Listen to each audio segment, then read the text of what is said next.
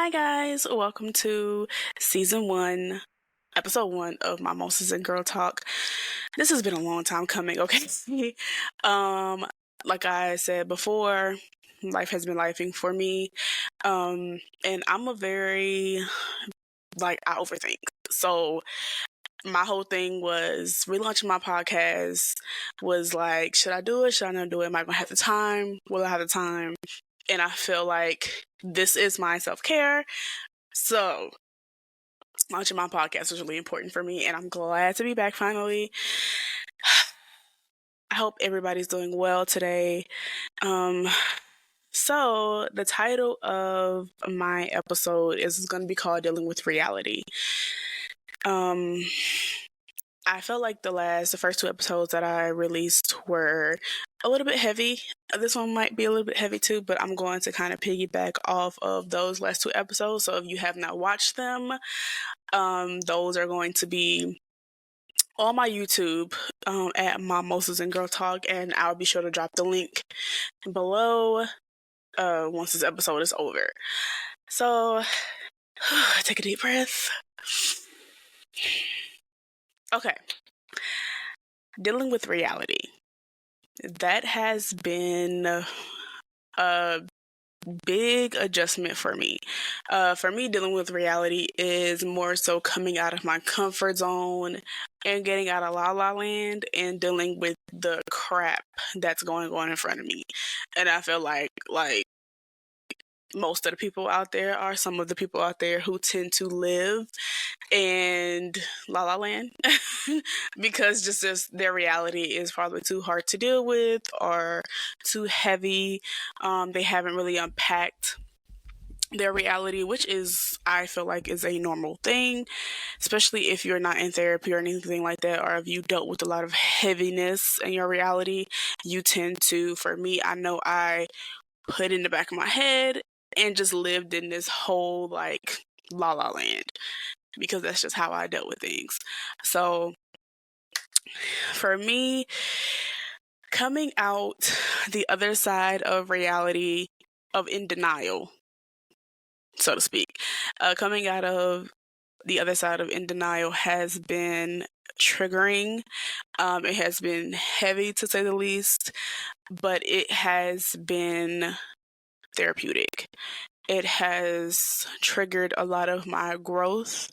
I have went into full-blown mode, doing my shadow work, staying in my bubble. I feel like I've been sitting in a house for so long and in my own little bubble that I am socially awkward. So, I have not been outside because I feel like I'm still in such a weird place that I don't think I'm ready to really socialize or kind of open myself up to new friends. I want new friends, and like I said, coming out the other side of this has thrown me into full blown shadow work. And if you know, you know. If you don't, that's kind of like where you kind of go into seclusion and isolation, and you just kind of deal with your shadows. So I feel like I am still knee deep in it. And it's I want to go outside, but I feel like I'm not ready. I feel like I'm still socially awkward. I'm still trying to learn me and what I want and the type of people I want to be around and the type of environments I want to be in. So it's kind of like rediscovering me all over again.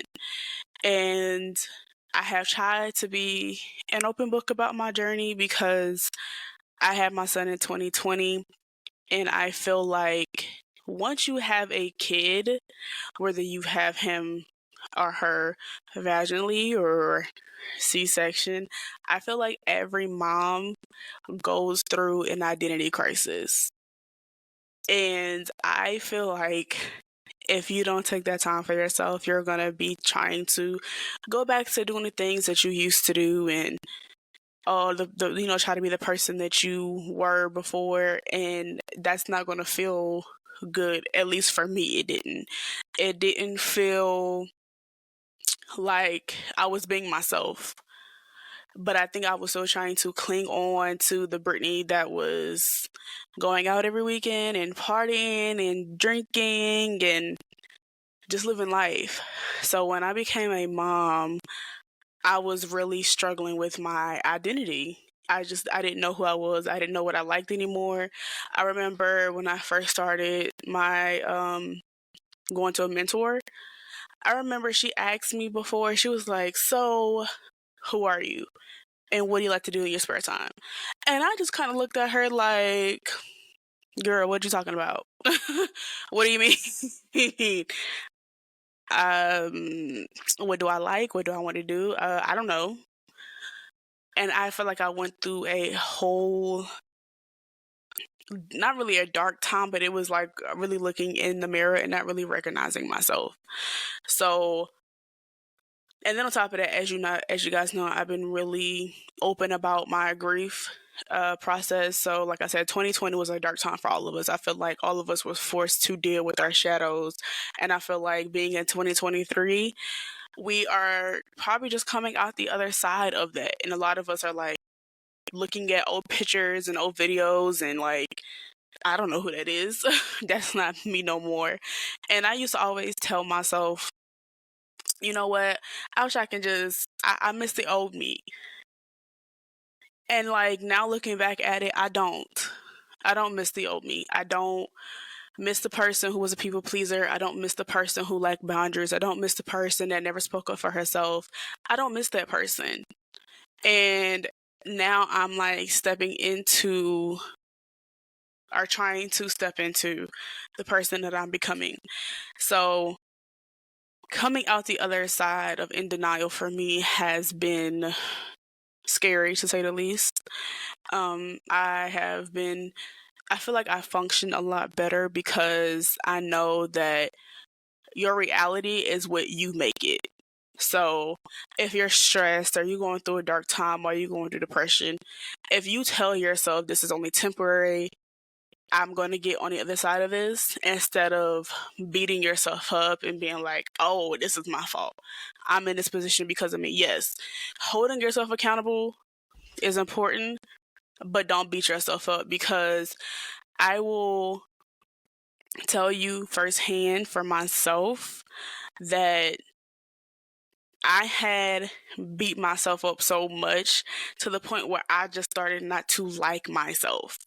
And I felt like I was just a bad person. I felt like I was a bad mom. I felt like I was a bad wife. Like I was just, everything that I felt about myself, it showed.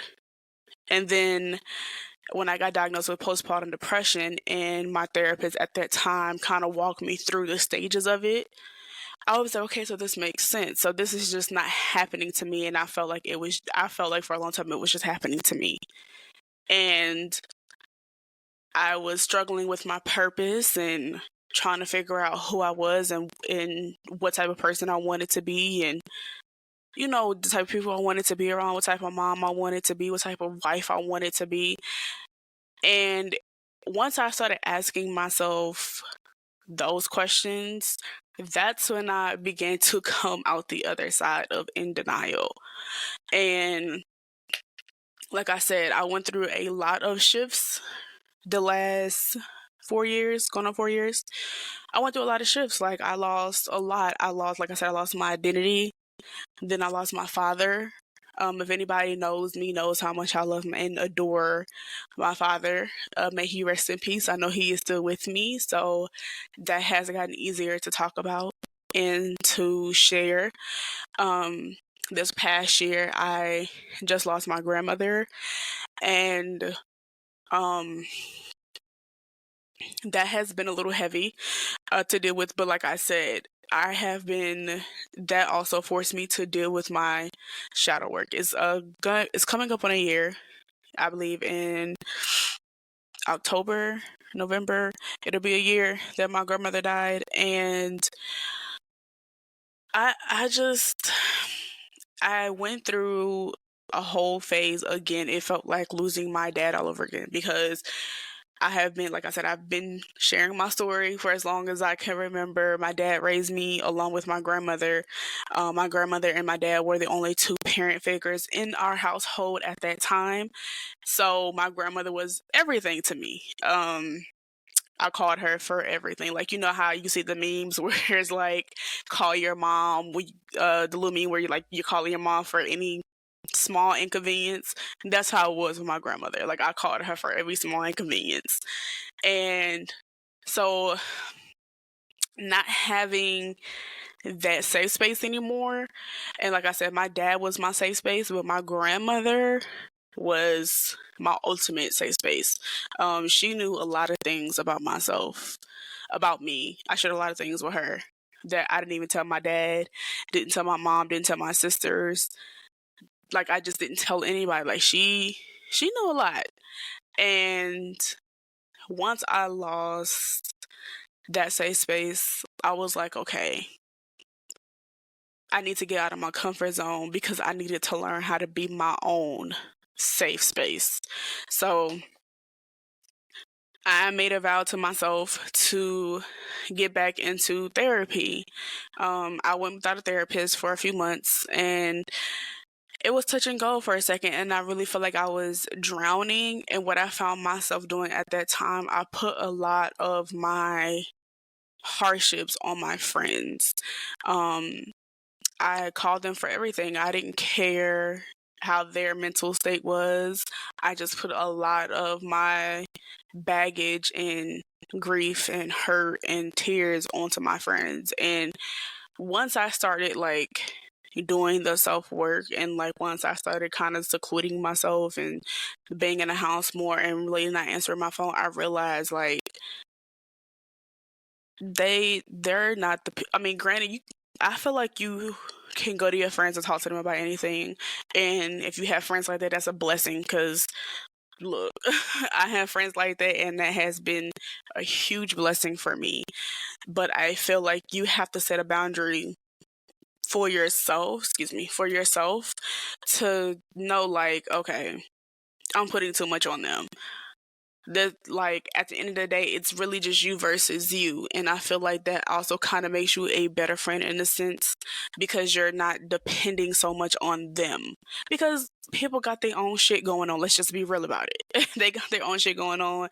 A lot of the times, like, they like, if you go to a lot of times, your friends will be like, I'm not picking up the phone for her because she got too much shit going on. I got my own shit going on, and I don't feel like hearing that. So it's just like you have to kind of tell yourself, like, let me get a therapist. So once I actually got into therapy, and shout out to Birth Health Therapy, shout out to my therapist, Keish, because she has been amazing to say the least. She has literally pushed me off the cliff and was like, girl, you need to wake up and live in your reality, because this whole thing that you're doing, this whole cycle that you're going on, it's time to stop it. And I really was like, what cycle? So like I said, I didn't realize my unhealthy habits until I started like saying to myself, and I answered the phone, I talking to nobody, journaling a lot more. Um, when I did all of that stuff, I was just like, okay, girl, you've been tripping. Like, you doing too much. Chill. Just chill. So, um, coming out of that has, like I said, has been a huge adjustment for me. And I'm a very, like, that's my comfort zone. I just like to be, in a state of confusion all the time because it's just my comfort zone. But I felt like me being confused about myself was the reason why I wasn't taking the strides that I should have been taking. And um it really forced me to hold myself accountable, because I was really like blaming everybody else around me while I wasn't making the decisions that I wanted to make for myself.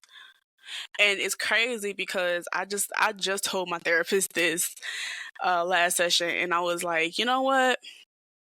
I used to always blame um I used to always blame the fact that I wasn't in school on my situation and like my environment and my surrounding, as if I could have not been in school. I mean, people go through shit every day. They still get up and roll with the punches and go to school and go to work and take care of their kids and do all of that shit. But me, the slightest inconvenience would throw me all the way off, and I would be like, fuck this. I'm not doing it. When all reality, now I'm like sitting in the shit, walking around guilty, walking around shifting blame on everybody else, and not being like, girl, you should have started school. Like, you've been had the money to pay down for the deposit. You've been had the money to get your books. You chose not to do it, so that's not nobody else's fault but yours. That's the kind of conversations I've been having with myself.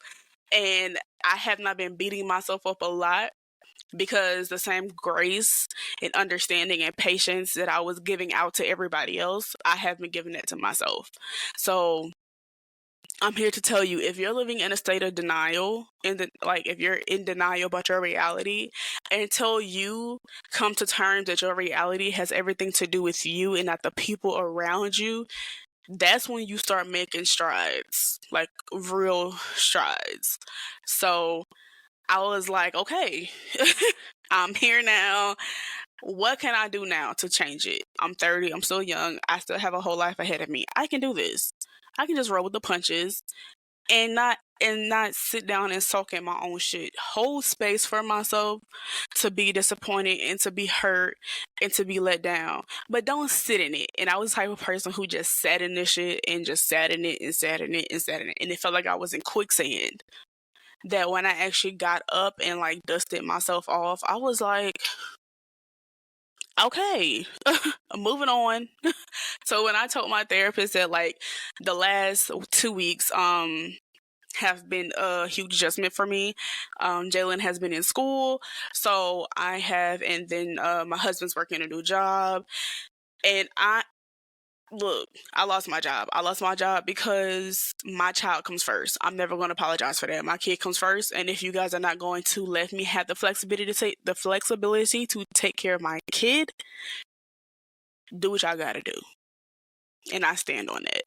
So it's just like I am back at my stay-at-home mom state, and this time I'm telling myself, do not get stuck in your quicksand. Do your shit. Now you got time, do your podcast. Now you got time, go to school. Now you got time, go to the gym. So it's like everything that I wanted to do, I felt like God was like, okay, let me free up your time and let's see what you're going to do with it. So now I have the time. So the last few weeks for me have been trial and error, trying different schedules to see what works for me.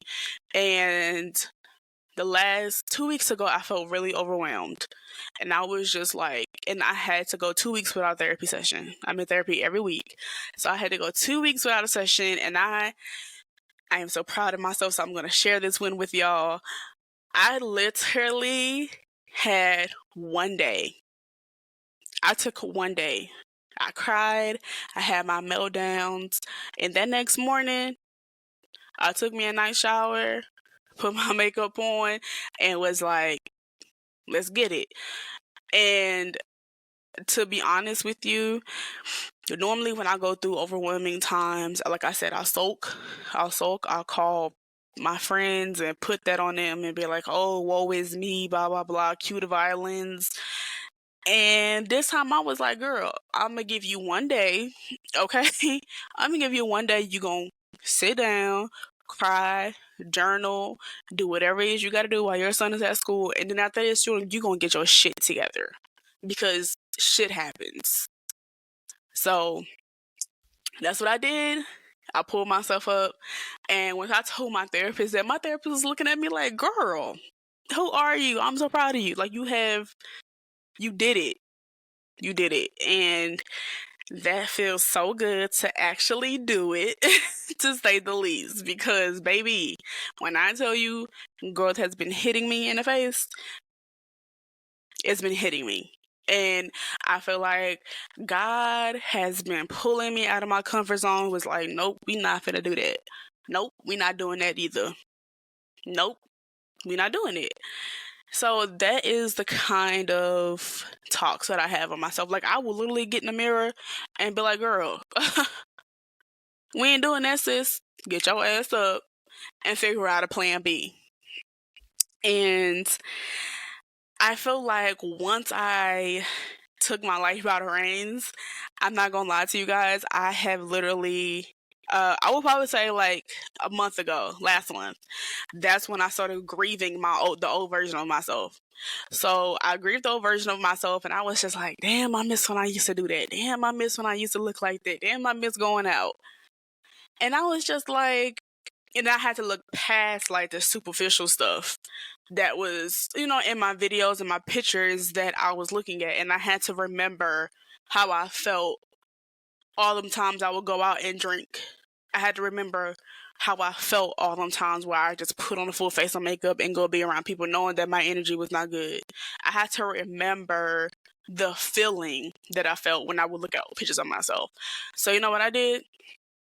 I kept a few pictures of myself, like the ones that I felt like I just looked too damn good in, to delete.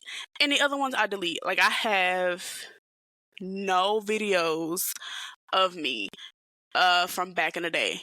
If you live in Florida, if you used to hang out with me or Jay, Brick or Breck was the place to be. I have no videos of us in there because that's just not who I am. Like it's a good reminder of where I came from, but like I said, I was grieving the old version of me. So I'm like, you know how you like when you grieve a relationship and you grieving, you just the part of like breaking up with people is being like, okay, I'm grieving a relationship, but at the end of the day, girl, fuck you. A boy, fuck you. I'm deleting the pictures. So like I had to grieve the old relationship that I had with myself because I was like, okay, those were fun times. Those were good times. But I had to remember how I felt in a lot of those times. I was confused. I was drinking all the time. My weight was up and down. I did keep videos and pictures of me when I went through my whole stomach thing, and my whole body pretty much was like, girl, if you don't stop, I'ma stop, and it did. So I kept all my pictures from my journey there to remind me where I came from. Um, but any type of like club pictures or anything like that, or even having pictures of people I used to hang out with, I don't have that anymore because I made a conscious decision to break up with the old version of me. And I have felt lighter in a sense. Um, it has definitely changed my view on how I deal with people around me. It has changed my view of how I deal with relationships and deal with conflicts. Um, it when I broke up with the old version of me, I have definitely felt a little bit lighter. Honestly, not even a little bit. I felt way lighter. I'm feeling way lighter. Um, I feel like my thoughts are clearer. I feel like I'm embracing me. I'm embracing the body that I have now. I'm embracing the little things that I do have. I may not have a lot, but I have enough. I'm embracing and I'm more grateful for my reality because I can be worse off. And you would think like the way I like the way I just sulked and stuff in a way I was like the whole woe is me thing. When I was going through all of that, you would think that I was just like homeless and all of that stuff, and I wasn't. But that's how I was telling myself. And with me being having high functioning anxiety, if you have it, or anxiety period, you overthink and you make things way worse than what they are. So I like being an overthinker because I feel like I can see through people bullshit. So it helps me really be like, that didn't make no sense. So like once I go home and ponder about whatever was told, then I come back with the facts or come back with like an answer. But the downside to overthinking is we make shit worse than what it actually is. So I feel like I have kind of balanced out the overthinking part. Not all the way, but I'm getting there to say the least. Um, And I think that that kind of threw me into making peace with myself.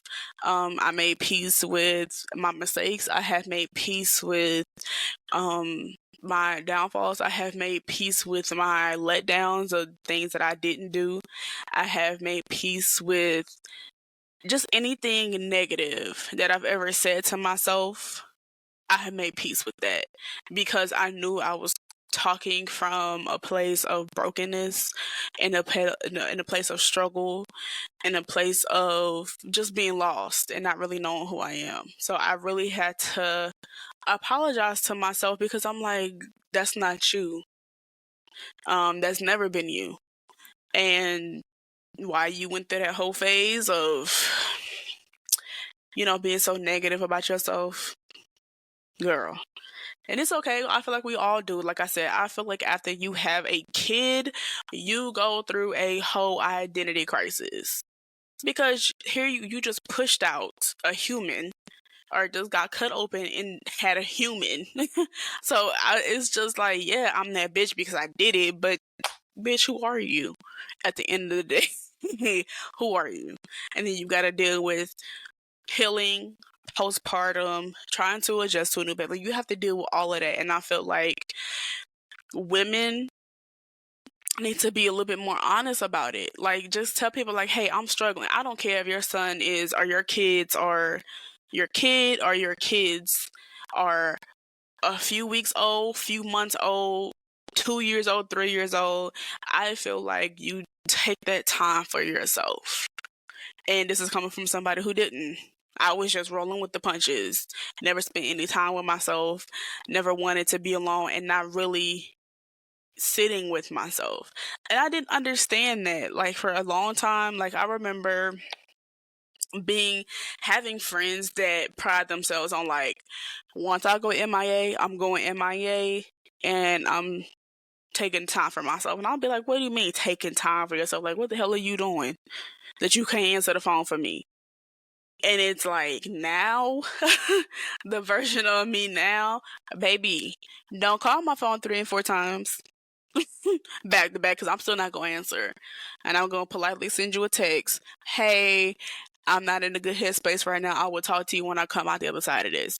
And the version of me who does that now is so proud of myself, because I will literally pour from my cup, and my cup will have crumbs in it at this point.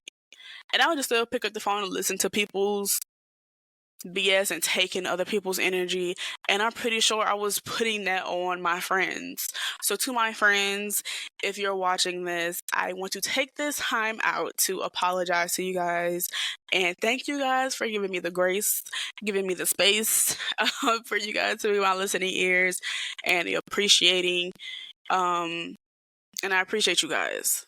I appreciate you guys so much. Thank you for pouring into me. Thank you for holding space for me, because if I haven't said it enough, I'm saying it now so everybody can see. I love you guys. I appreciate you guys.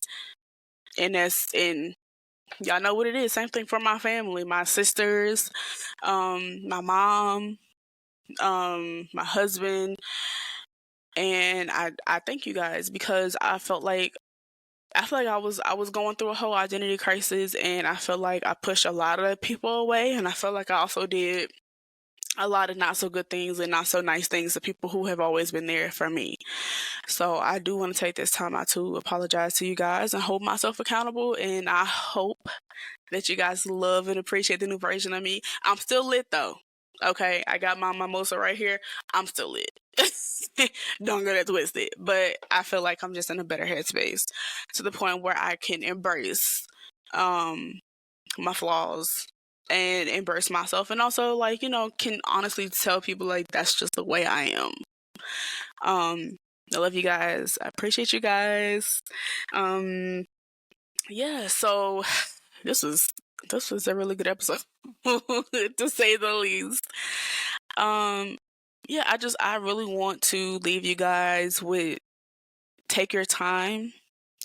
Start over as many times as it takes. Don't give up on yourself. Walk in your truth.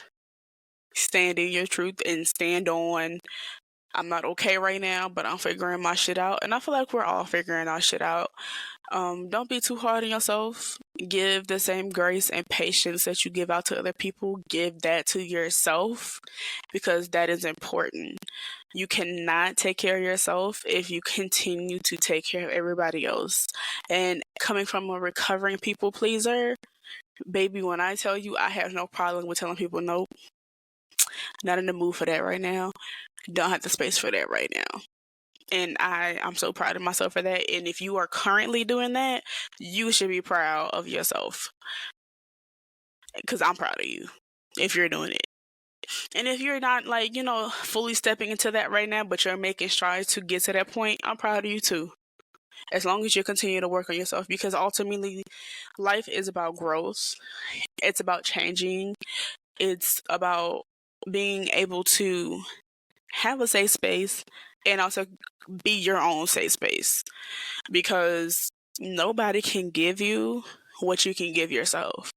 And that's what I'm learning. So again, thank you guys for tuning in. I'm going to leave it like that. So thank you guys for tuning in. I have my schedule written out for my podcast episodes. This episodes are going to be a little bit late, but they will be episodes every other Sunday, and it will be available on YouTube at 11 a.m. Central Standard Time, and I believe that's 10 a.m. Eastern Standard Time. So like I said, thank you guys for tuning in. Next episode will be, I will be talking about my chunk man and going into his journey and sharing my reality and how I'm adjusting to that, and also making sure this is a safe space for other women. And then hopefully I'll be able to introduce my co-host possibly at that time or the episode after that. Who knows? But again, thank you guys for tuning in. Be sure to like, subscribe to my channel. My name on Instagram is Mom Moses and Girl Talk. And then my YouTube is also Mom Moses and Girl Talk. And I will also be dropping my email in the description box because I want to make this a safe space for women. So I'm going to start doing Sacred Space Sundays. Is going to be a small little segment within the episode where I'm going to read somebody's email and kind of give my own feedback on where to start, and also maybe if I have like anybody that you can go to, mentors, therapists, or any type of like special needs things for moms, like anything that you feel comfortable with sharing with me, I will talk about it and give you feedback or give you pointers or anything that I could just offer my love and my energy to you. It's going to be called Sacred Space. So again, thank you guys for tuning in. Love you guys, and I will see you next episode. Peace.